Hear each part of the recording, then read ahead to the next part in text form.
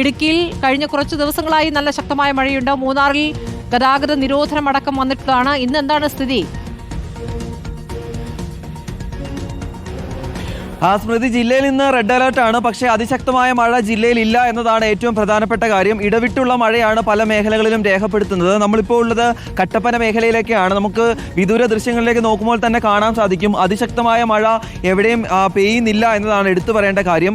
നേര്യമംഗലം വനമേഖലയിൽ ഇപ്പോൾ ശക്തമായ മഴ പെയ്യുന്നുണ്ട് എന്നുള്ള വിവരം കൂടി ലഭിക്കുന്നുണ്ട്. അത് ദേശീയപാതയുടെ ഭാഗമായിട്ടുള്ള നേര്യമംഗലം മുതൽ വാളറ വരെയുള്ള ഭാഗങ്ങളിലാണ് ശക്തമായ മഴ രേഖപ്പെടുത്തുന്നത്. കഴിഞ്ഞ ദിവസമുണ്ടായ ശക്തമായ മഴയിൽ ഈ മേഖലകളിൽ മണ്ണിടിച്ചിലുണ്ടായിരുന്നു.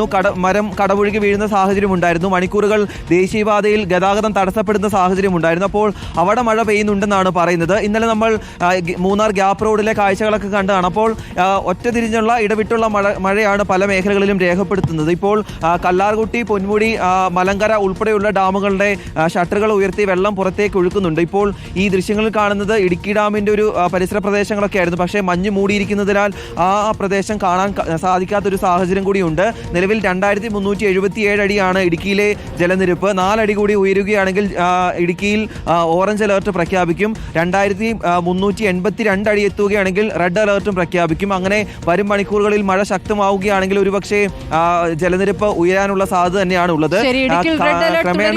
മഴ തുടരുന്നു. മഴ ശക്തമായാൽ കൂടുതൽ മുന്നറിയിപ്പുകൾ വേണ്ടിവരുമെന്നാണ് രാഹുൽ റിപ്പോർട്ട് ചെയ്യുന്നത്. പ്രവീൺ പുരുഷോത്തമിലേക്ക്. പ്രവീൺ, പത്തനംതിട്ടയിലെ വിവരം എന്താണ്? ഇപ്പോൾ പമ്പാ നദി നിരപ്പ് ഉയരുന്നുണ്ട്. ആശങ്കയ്ക്ക് ഉള്ള ഒരു സാഹചര്യത്തിലേക്ക് എത്തുന്നുണ്ടോ? സ്മൃതി, പത്തനംതിട്ടയിൽ ഇപ്പോൾ മഴയുടെ ശക്തി അല്പം കുറഞ്ഞിട്ടുണ്ട്. അല്പസമയം മുമ്പ് വരെ സാമാന്യം ഭേദപ്പെട്ട രീതിയിൽ മഴ പെയ്തിരുന്നു.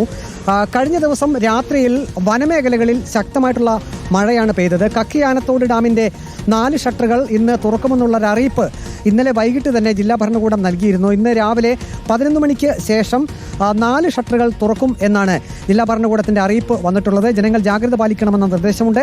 ഇപ്പോൾ ദൃശ്യത്തിൽ കാണുന്നത് പമ്പാ നദിയാണ്.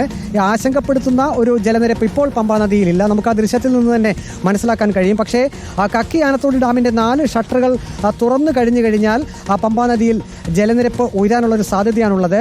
ഘട്ടം ഘട്ടമായി 30 മുതൽ 60 സെൻറ്റിമീറ്റർ വരെ ഷട്ടറുകൾ ഉയർത്തുമെന്നാണ് പറഞ്ഞിരിക്കുന്നത്.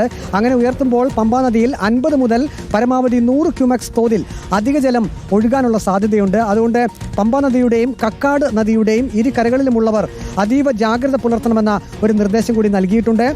ഡാമിൻ്റെ ഷട്ടറുകൾ തുറന്നു കഴിഞ്ഞാൽ 2 മണിക്കൂറുകൾ കൊണ്ട് പമ്പ ത്രിവേണിയിലേക്ക് ഈ ജലം എത്തും. അതിനുശേഷം 6 മണിക്കൂറുകൾക്ക് ശേഷം റാന്നിയിലേക്കും എത്താനുള്ള സാധ്യതയുണ്ട്. പമ്പാ നദിയിൽ ഈ കക്കിയാനത്തോട് ഡാമിൻ്റെ ഷട്ടറുകൾ തുറന്നു വിടുകയാണെങ്കിൽ ഇന്ന് ഉച്ചയ്ക്ക് ശേഷം ആറന്മുള, റാന്നി, കോടഞ്ചേരി ഉൾപ്പെടെയുള്ള ഭാഗങ്ങളിൽ ജലനിരപ്പ് അല്പം ഉയരാനുള്ള സാധ്യതയുണ്ട്.